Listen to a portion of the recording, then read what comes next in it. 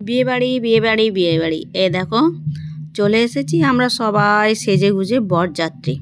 তো যাবার সময় তো বুঝতেই পারছো সবাই কি সুন্দর ফটকা ফাটিয়ে ফাটিয়ে হেঁটে হেঁটেই যাচ্ছিলাম, মানে কিছু দূর আগে আমরা নেমে পড়েছিলাম, তারপর হেঁটে হেঁটে যাচ্ছিলাম। এই যে দেখো বাজি এত ফোটাচ্ছে, সত্যি একবার তো একটা বাজি এসে একদম আমাদের কাছে চলে এসেছিলো। এগুলো কিন্তু যত ভালো হয় তত ডেঞ্জার। এরপরে চলে এলাম খাওয়া দাওয়ার দিকে। এখানে স্ন্যাক্স মানে খাওয়া দাওয়া মানে স্ন্যাক্সে ছিল ভেজ পকোড়া, চিকেন পকোড়া, যার যেটা ইচ্ছা, বা কেউ দুটোই নিতে পারে। তো সত্যি কথা খুব টেস্টি বানিয়েছিল। এখানে ছিল পানিপুরি স্টল, আরও ছিল কফি আর পানের স্টল, কিন্তু ওইগুলো আমি খাই না, তাই ওই দিকে যাই না। এই দেখো আমাদের বৌমা কফি খাচ্ছে। আর এই যে কি সুন্দর লাইটিং করেছে, সত্যি খুব ভালো লেগেছিল। আর দেখো আমি একটু ঘুরে ঘুরে তোমাদের দেখিয়ে দিলাম। এই হলো মেনু কার্ড। এই যে আমরা সব খেতে বসে পড়েছি।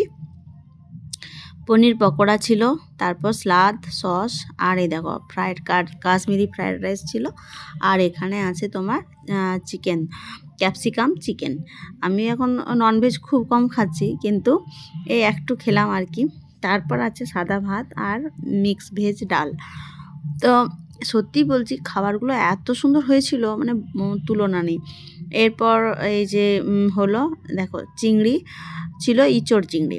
এবারে একটু একটু করে দিয়ে সব একদম খেয়ে ফেললাম একটু একটু করে। এরপর এসছে দেখো মটন কষা, লাল লাল ঝাল ঝাল মটন কষা। মটনের টেস্টটা এত হেভি বানিয়েছিল না, খুব হেভি বানিয়েছিল। আর সত্যি খেতে খুব ভালো লাগলো। আর এই গ্রেভি টেভি আমি একদম খাই না। ওই 2-3 পিস মটন দিয়েছিল, সেগুলোই তাও আবার খাইনি ভালো করে। এই দেখো চাটনি পাঁপড় দিয়েছে। এরপর মিষ্টির আইটেম ছিল, আইসক্রিম ছিল, আমি নিইনি কারণ আমি আইসক্রিম মিষ্টি কিছু খাইনি।